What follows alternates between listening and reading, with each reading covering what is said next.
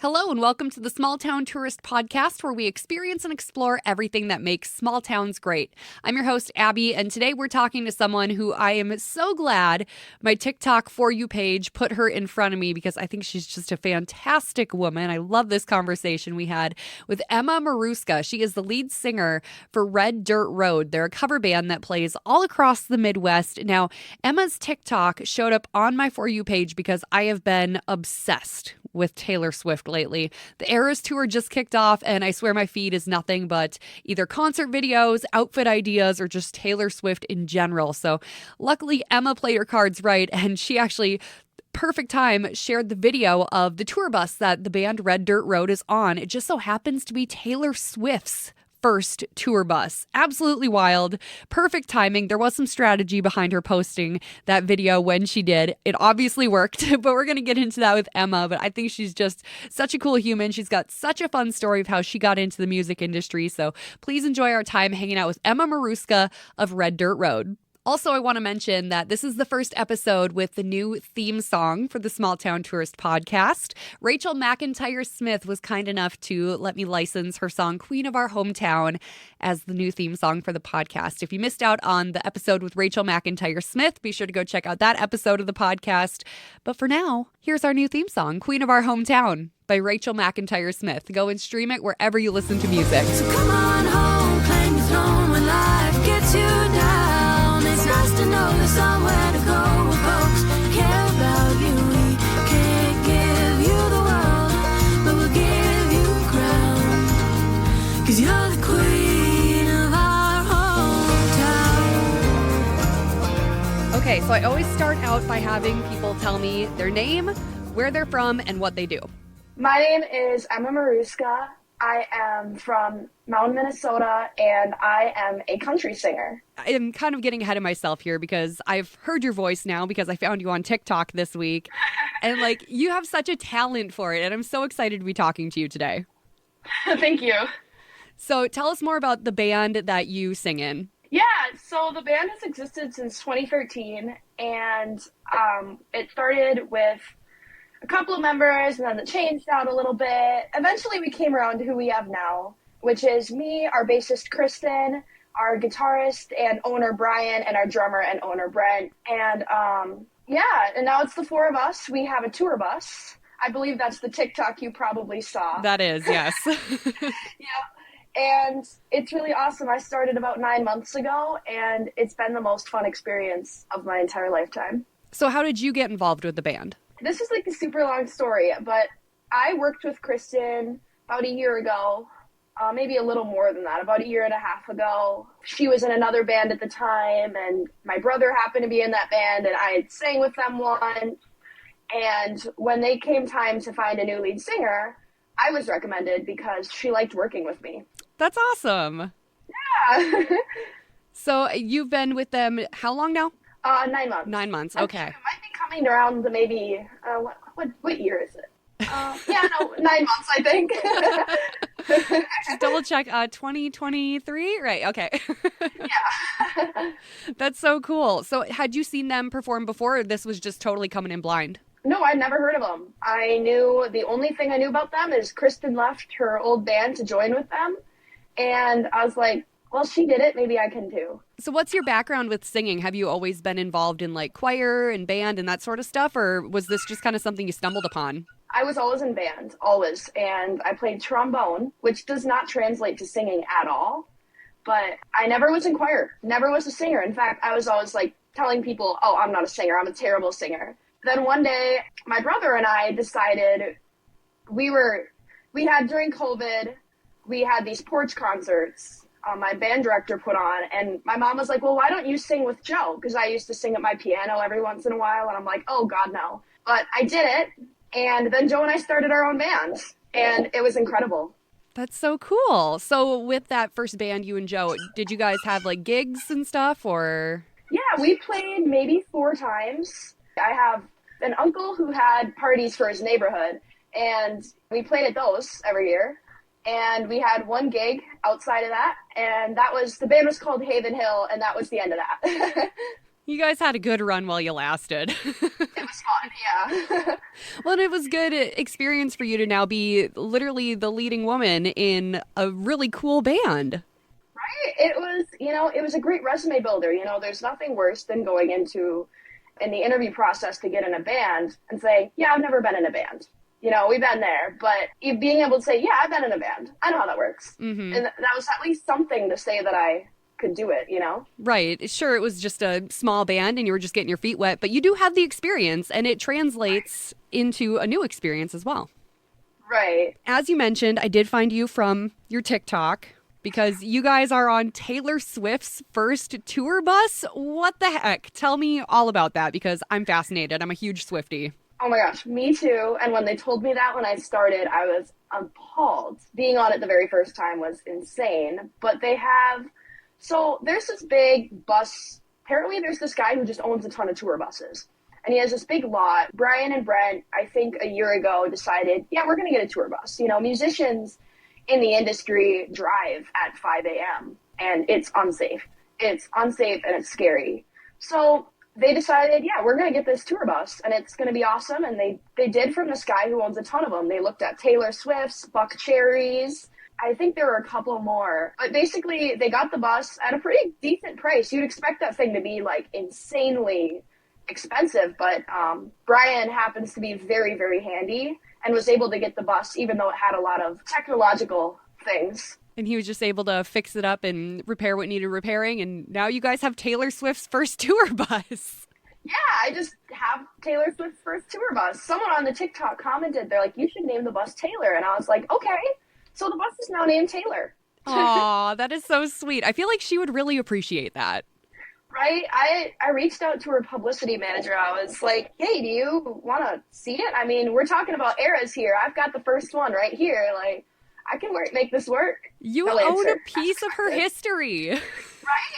It's awesome. I'd love to have gone to her tour, but every day I get to get a piece of her tour. I use the same fridge that she did. The same shower, the same air. I mean, it's insane. That is just so cool. So were you always a big fan of Taylor Swift? I was. Naturally, as a country singer, I like her country era the most. Speak Now. What's her first one called? The Tim McGraw era. Yeah. Those first couple albums are my most favorite. I like Red too. But after that, I haven't been listening to her music as much, but I still do. Oh, don't get me wrong. I still do. But my top 5 songs on my Spotify, I think, are all Taylor Swift Speak Now songs. Oh my gosh. And now all the big rumor on TikTok is Speak Now is coming out soon. And her shirt is Easter egging that it's coming out soon. Yeah, I'm really, really looking forward to that. That'll be life-changing for me. Yeah, this whole re-record thing that she's been doing, I was just like you. Country Taylor Swift was my favorite Taylor Swift. Her pop stuff, I kind of fell off the bandwagon with it. But then when she came out with Folklore and Evermore, I'm like, oh, this is kind of a return to country Taylor. I'm here for it. And then because of that, I got more into the pop albums, and now I'm Swiftie through and through. I'm here for it. Yeah, totally. Everything she does, I'm glued to it. Yep. Which is probably why your video popped up in my algorithm, because it's been nothing but Taylor Swift lately. Yeah, as the one who markets for our TikTok, that was the goal, is that it says Taylor Swift Tour, and that it would show up on people like you's For You page, because everyone's looking up Taylor Swift. I'm like, all right, let me throw that in there, because you look up Taylor Swift Tour, then this will come up, Exactly. I had to convince my band to let me get a TikTok for the band. Why? Why did they need convincing? It should just be a given in 2023. I think they thought they were going to have to do dances, but then they realized that that's only me that'll ever do that. And suddenly I'm it was not going to make Brian do it. And he likes it. He thinks I'm funny. We have another TikTok that I got him to do, and he thinks I'm funny. So... And it's obviously working, because people are seeing, I think when I looked at your Taylor Swift tour video, it was at 40,000 some views. It's working. Why not keep doing that? And the profile views was the statistic that they cared about, and I think we're at hundreds and hundreds, maybe even 1,000. I don't get a number for that, but I always get, this person viewed your profile, this person viewed your profile. My phone blows up with these, and that's what matters to me, because it's hey, now these people are looking at my other content. Exactly. That's what that was designed for, is for people to see my other posts that are what our band is. Mm-hmm. Yeah, I mean, you're just trying to get the word out about your band and have people show up and have a great time. And I think TikTok is a great vessel for it. And the more people can get on board, the better. Exactly. It is. That's kind of my selling point to my band is I was like, TikTok, if you use it right, you can boost your brand so well. There's cover bands, tribute bands everywhere that are boosting their brand just through TikTok. You got to take these opportunities because they don't come around all too often. Exactly. So you're kind of in charge of all the marketing then for the band, or is you're just kind of TikTok your lane and everyone kind of does their part? Yeah, so Kristen, our bass player, she does the marketing for Facebook, Instagram, Snapchat. I do TikTok and Instagram. Since it's hard to post, we use a thing to post on both Facebook and Instagram, which is hard. So sometimes I just post things on Instagram. So Kristen does most of the heavy lifting there. We have a website too that she works on. So I have the easy job.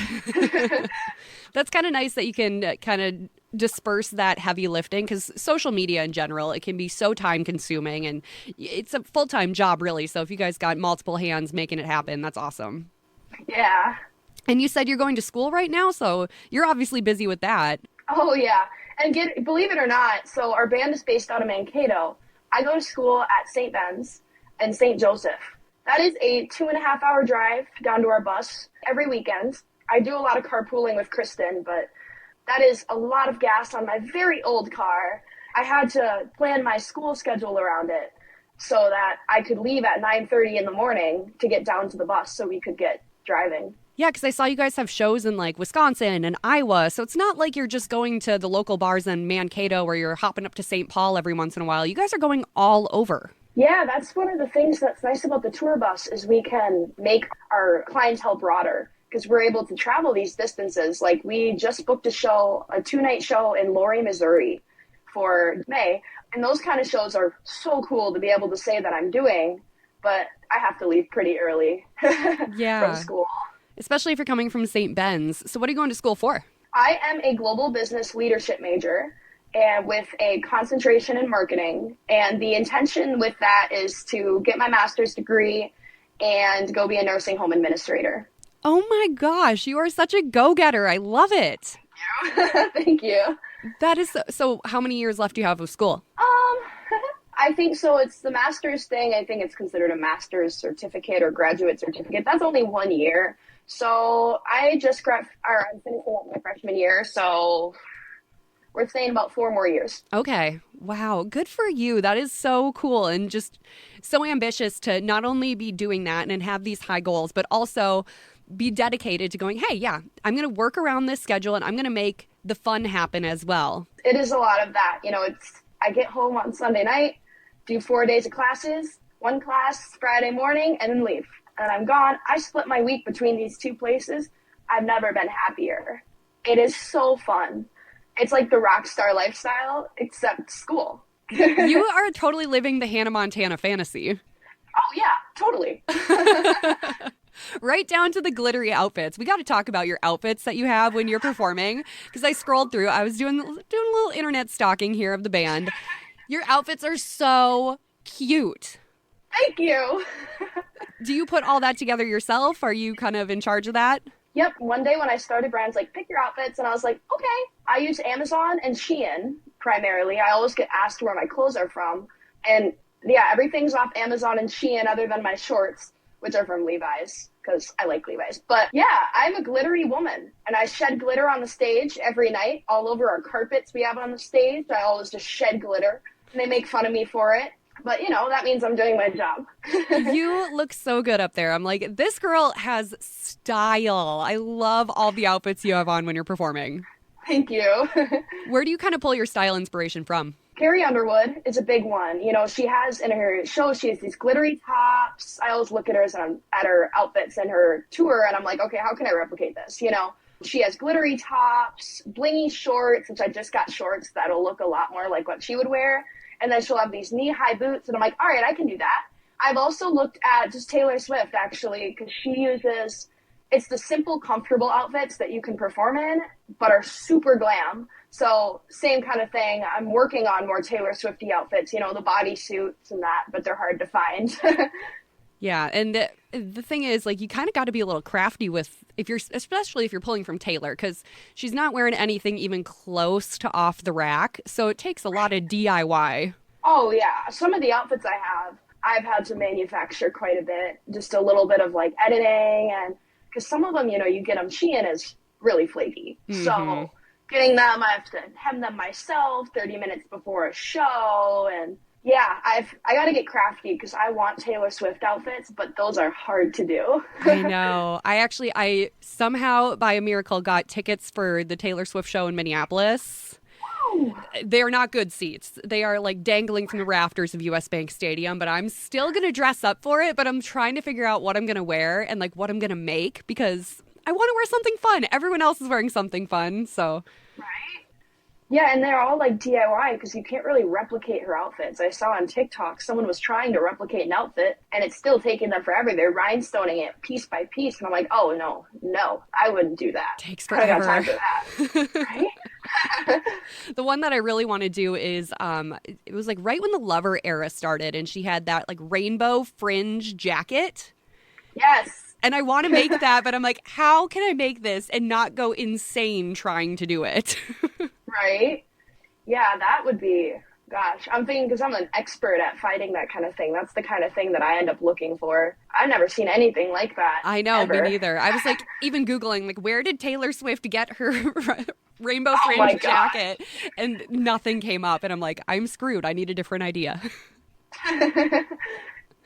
Oh, man. So when you guys are performing, you do kind of top 40 country, right? Yeah, a lot of just the Carrie Underwood, Miranda Lambert kind of people. We go back to the 90s for 4 or 5 songs. We are adding, which I'm so excited to announce, some hair metal. And I love hair metal. We're going to add Thunderstruck, Separate Ways, Welcome to the Jungle, Pour Some Sugar on Me, Dude Looks Like a Lady, Sweet Child of Mine, which we already do and is my favorite song to play.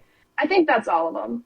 That's so fun. And people might think like hair metal and country, 2 totally different things, but honestly, they kind of got similar vibes. They do, and if they have the same audience. The people who like country, a lot of them like hair metal. Mm-hmm. You get women, I think what is our target audience? 25 to 55 is and I know especially once you get to the people that have lived in that era, they want to keep living it. Why is Hairball so popular and so incredible is because people love hair metal. Mm-hmm. And people my age, we love hair metal too. So because we were raised on it. Exactly, because our parents listened to it. So hair metal is one of those things, Brian and I are very different in age, right? He could be my dad, which is really funny actually. I have my little band parents, and the one thing we agree on is that we love hair metal. So we're really excited to put that into our set list. It's a lot of work, but we're manufacturing a really cool set intro into Thunderstruck. And so, yeah. That's so fun. So do you guys have like a kind of target date of when you want to start doing that? Is that a summer project? Yep, that'll start in the summer. I believe the beginning of June is when we'll start with that, maybe mid-May, but beginning of June is our target start date. I've got a lot of lyrics to learn. In a very short amount of time. I've been procrastinating, but it'll be awesome. What's your process for memorizing lyrics? So when I started, I didn't know I had a process, but it turns out learning 55 songs in 3 weeks, how I did it was I listened to it before I went to bed. And I woke up and I knew most of the song. So I'd listen to it for maybe an hour or two, just on repeat, sing to it in a crazy accent. That's how I memorized certain songs, like wordy songs, like Neon Moon, Goodbye Earl, Any Man of Mine. I sung them in a crazy accent. And so I'd go to bed, listen to it once, wake up, and I know it. That's all it took, the crazy accent. Yeah, and some reason it made it feel really distinct to me. The only hard part about that is once I actually started singing them, it became really hard to not sing them in that accent.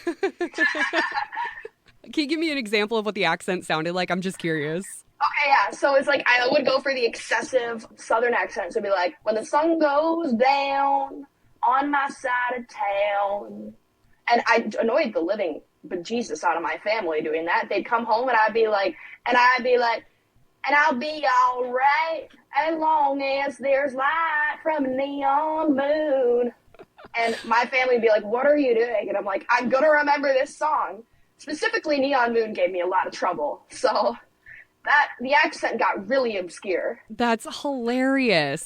What a fun, did you like learn that process somewhere online, or was that just something that came to you? I just made it up. That is I was so wonderful. desperate.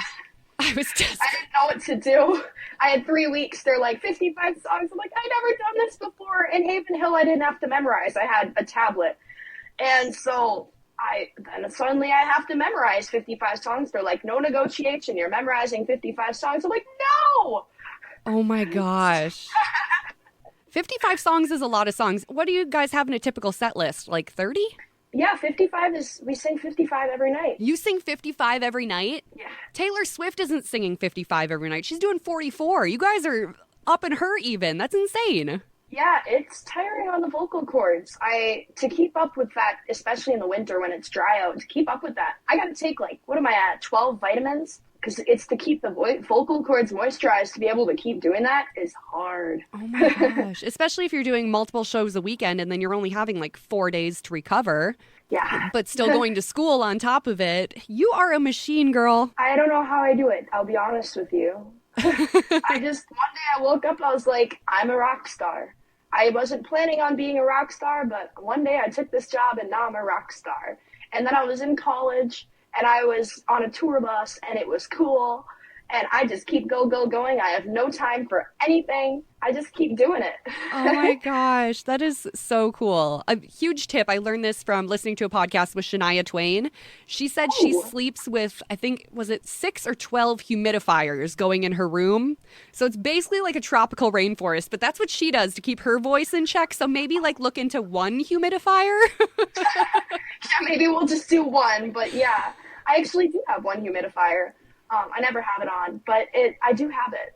Yeah. It's just insane what you people do to maintain your vocal cords and to be able to put on a show week after week. I think you guys are just so cool. I'm in awe of any musician that has ever existed. Thank you. It is something that I never thought I'd be able to do. My voice would get tired after, I think with Haven Hill, I sang 35 songs. I'd get tired halfway through, and then suddenly I did this. And I was like, wait, when did this happen? How can I do this? I just woke up one day and it worked. It's kind of like a sport, I guess. I mean, you're constantly training yourself to be better and better. Exactly. The practice was a big key for that when I first started. The practice and the practice and the practice and getting the vocal cords, my muscles, getting those to shape, I was just working out my muscles, Don't need dumbbells, just got to keep singing. Oh, yeah, it's the portable dumbbell. I mean, we all sing when we drive, right? I mean, maybe that's just me. Very true. That could just be me. I definitely sing when I drive. No one needs to hear it, but I definitely sing.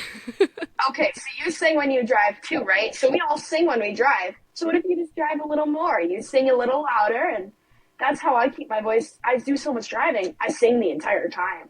I got a whole concert going on while I drive. I could start recording that and selling it. Honestly, that would be good TikTok content, but don't film when you're driving. Get a friend to do that. Be safe. Yeah, safe driving is good. Yes. So with your guys' insane touring schedule, when do you have time to practice as a band, especially with you living up in central Minnesota? We don't. We practice. Yeah, honestly, we don't. A lot of bands do, but it is hard because we fill our time so much. And then on top of that, Brian has to fix the bus after every weekend. It's always maintenance of our lights and our cases because we have such a huge production. So we never have time. That's the moral of the story. So we practice twice a year, once before summer because that's when we change our set list a lot, and once before winter because those are big set list change days. And the other times we do is when we have 2-night shows. So like upcoming at the end of May, we go to the Thirsty Duck in South Dakota and Jackpot Junction and Morton. Those are 2-night shows. So we have time during the day between those to brush up on stuff. And we've been having a lot of those 2-night shows lately. So we've been able to do that a lot. You guys are just so, I don't know what the word is, like diligent and purposeful with your time. I love it. I envy that. I want to be that. Thank you. I am not even to give credit for how we manage this whole ensemble. Brian and Brent are the owners and they own. These guys, I don't know how they managed to put this all together and time manage and keep us in one piece. Those guys are machines. I'm just going to keep telling you how awesome and cool that you people are because, like I said, I just love it. I love talking to musicians. I was a radio DJ before just about a month ago, I switched and I work for Stearns County now. But Okay. like the whole reason I wanted to be in radio is because I want to be a successful musician. I don't have any musical skills. I took a few years of piano, failed miserably. I bought a ukulele, touched it for like a month and then called it good. Like I can't sing, I can't do any of it, but talking to people and hearing their stories, this is how I can be part of this. And I'm just in awe of the industry and you people that are part of it. Right. And by like, obviously like by doing this, you're supporting us, which is so cool. Like to me, this kind of thing is just fills me, to be able to tell people about what we do and how it really is doable. It looks so hard from a distance. It looks like, oh my gosh, how is she doing all this? How did she learn these songs? It honestly is anyone can do it. I had no singing skills. And one day I just did. I knew all the right people and I just did. I think anyone can do what I do if they really have the time for it. But I love doing these kind of things so I can share my story so other people can try and do it too. There is a talent element to it, so do not shortchange yourself because you have a very nice voice and that just doesn't come naturally to a lot of people. So don't sell yourself short on that. Yeah, I did. Believe it or not, that's the other funny thing. The voice that you hear in our videos now is 10 times different than the voice I had 2 years ago. It's the strength in the voice. My voice is pretty comparable to like the band Perry, the If I Die Young song. And now I get compared to Carrie Underwood, I learned that practicing does change the entire process of my voice. Fortunately, because of being in band for so long, I've got pretty good music theory knowledge, which helps a lot. Don't get me wrong. That was really, I think 13 years of band, something really wild. No, it was not 13, it was 10. 10 years of band does help. All of us were band kids in high school, and I think it's so funny, people look at us and they're like, you guys are such rock stars, all this stuff. We were your high school band kids. I think you guys should all bust out your band instruments. You know how Lizzo has her flute thing going on? You should have your trombone and like rhinestone it and just put on a trombone solo. Bedazzle my trombone that I have sitting in my closet somewhere. And that would be something else. It's funny because I was just a band kid in high school and, those people aren't looked at as rock stars when you go to school with them, but those same people will look at you as a rock star a year later because, I was in high school a year ago. So those same people will see like, oh my gosh, you're a rock star. And I'm like, yes. But I'm still just Emma who played the trombone. I'm the trombone player, remember? Nobody remembers, nobody sees it that way, but especially people who didn't know us at shows, they're like, and especially like, the college students that are really cool and, they got a lot of friends. And I'm like, I don't know if we would have been friends in high school, but, and they'll appreciate the music, which I think is so cool. Like, don't get me wrong. And they'll say like, God, you're the coolest. Like, this is so cool. And I'm thinking, I was a band kid, like capital B, capital kid. This essence was pretty recent. But that's the beauty of graduating and getting older and getting out into the world and finding yourself. Exactly. You get a total self-reinvention, and I feel like you found such a cool lane to start your adult life in. Exactly. It changed me to be in this band. Like, the person I've become in this band is tremendously different than the person I was, and I'm so thankful for it. The confidence boost must have just been incredible. Oh my gosh. Yes. I get a lot of, you get a lot of compliments being the center of attention all for hours on end. And that really helps with the self-esteem. I won't lie. Like, it really helps with the teenage girl self-esteem. Which is a real thing. And people don't talk about it enough. Teenage girl self-esteem is so low. And anything we as a society can do to make that better for them, we need to do. Exactly. Like, so many people. And so many of these people I know have this low self-esteems. And I'm like, and they'll be so pretty. And I'm like, you are so pretty. Like, they don't, and it's proof that this teenage girl self-esteem is killer. Mm-hmm. And it was a big killer for me before I joined this band, even in how I dressed in Haven Hill, all this, I was like, I was dressing insecure. And then I joined this band and I'm like, I don't have insecurities. I'm Red Dirt Road. And now I dress the way I do and I love every moment of it. And I'm very confident, which is a blessing, an absolute blessing.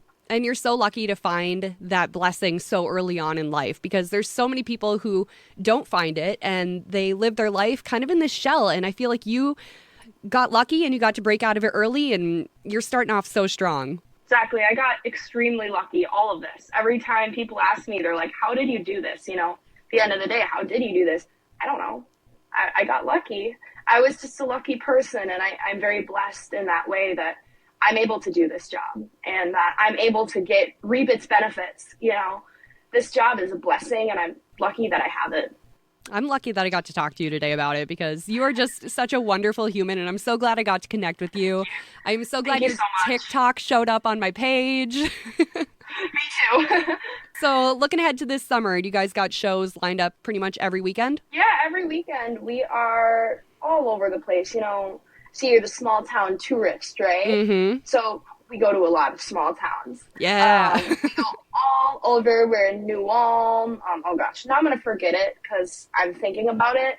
But we go all over the place. Lots of fire dances, big outdoor shows. This is the fun part of the year. The show is big. I love meeting new people, so this is my favorite time of the year. Big shows, county fairs, city shows, all of this. So yeah, big, busy schedule. Do you have one specific show that you're really looking forward to? Yes, and this is way out in September, is Manorville Fire Dance. Is my favorite show of the year. I did it last year. It was my 5th show. The crowd is big. The people are fun. That one you go and you can count on a big crowd, which is obviously I feed off of big crowds. So in the upcoming months, I haven't looked at our schedule very much, but the other one is Casson, which is like right next door. The Casson Fire Dance, I heard that one's really cool. New Ulm Fire Dance. Yeah, lots of fire dances in the upcoming months. Nothing wrong with that. Those are always a great time. They get really big and full, and it's a community event. It draws people together, brings attention to the firemen who do a lot harder jobs than I have, and it's really fun to see community come together, and you look out down from the stage and people are like, oh you, we went to high school together. Like, that kind of thing is a really fun thing to be a part of. That's so great. Well, if people are looking for you guys this summer when you're on the road, where can they find you? We have an Instagram. You can find us at Red Dirt Road Band, a Facebook. We are called Red Dirt Road, and a TikTok at Red Dirt Road Band. And we have a website, which is www.reddirtroadband.com. And our tour dates should be on our website and our Facebook. Or, you can also shoot us a message. There's 4 of us on each account, so we're all over. Like, we answer.